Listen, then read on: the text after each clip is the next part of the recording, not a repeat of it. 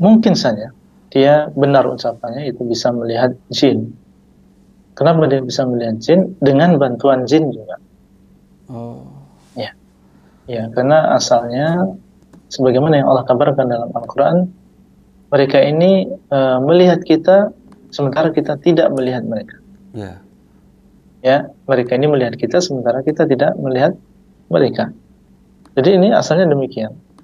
Alhamdulillah kita tidak melihat mereka. Seandainya kita melihat mereka, mungkin kita nggak bisa tidur. Ya. Alhamdulillah. Taib. Ini hikmah yang besar dari Allah SWT. Seandainya ada yang mengaku melihat, itu dengan bantuan jin juga. Ya, sehingga dia melihat bahwa di pojok situ ada jin yang sedang duduk, di belakang sana ada yang sedang berdiri, ada yang sedang lewat misalnya. Bagaimana dia bisa melihat? Karena ada bantuan dari jin juga. Jadi di Iya. dalam dirinya jin yang membantu dia untuk melihat teman-temannya itu melihat jin juga gitu. Taib. Yang jelas ini perkara yang tidak diperbolehkan dalam agama Islam. Iya. Yakin bahwasanya jin-jin tadi melakukan yang demikian bukan gratis dan bukan tanpa maksud. Ya, pasti di sana ada maksudnya. Ya, di sini untuk menjauhkan manusia dari jalan Allah Azza wa Jalla. Seperti yang terjadi di sini.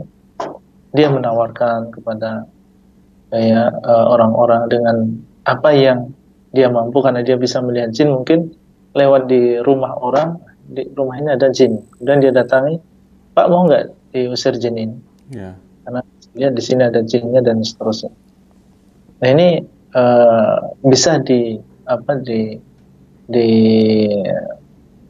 diyakinkan atau hampir diyakinkan bahwasanya jin-jin yang ada pada dia tadi pasti dia meminta sesuatu.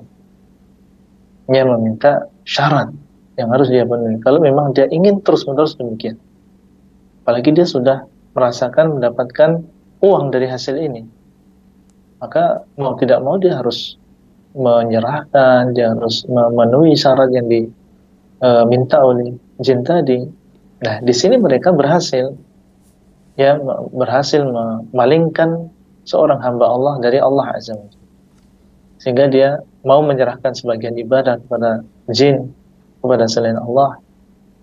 Maka ini tidak boleh. Ya, dan bekerja sama dengan jin. Kalau memang, misalnya, kerjasama tadi tidak ada apa-apanya Ustaz, tidak ada syarat ini dan syarat itu. Kita katakan Nabi SAW, ya di zaman beliau sudah ada jin. Dan beliau, di zaman beliau juga banyak keperluan dan banyak hajat. Tapi tidak ada dalil bahwasanya Nabi SAW meminta bantuan kepada jin. Ya ketika di Mekah, ketika diusir, ketika beliau akan menuju ke Madinah misalnya untuk berhijrah, apakah beliau SAW meminta bantuan kepada jin muslim?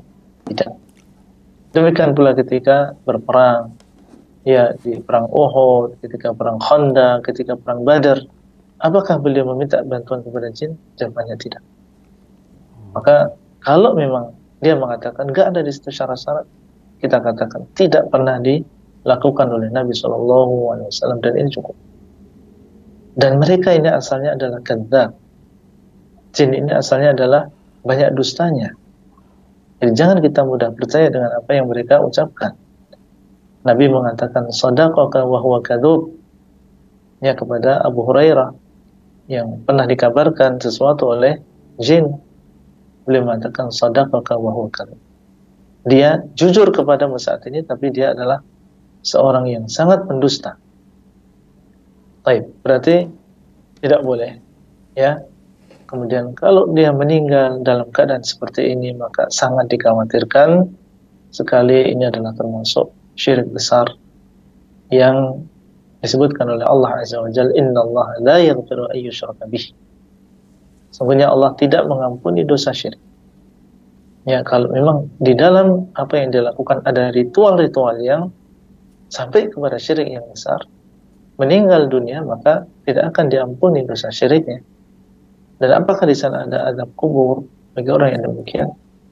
Ya, azab kubur ini bagi orang-orang yang kafir jelas, bagi orang-orang yang musyrik dan bagi sebagian orang Islam yang mereka melakukan dosa besar. Ya, jadi dikhawatirkan yang demikian. Ya, adapun status hartanya maka ini dijauhi. Ya jelas kalau memang pendapatannya adalah dengan cara kesyirikan, ini harta yang haram ya demikian.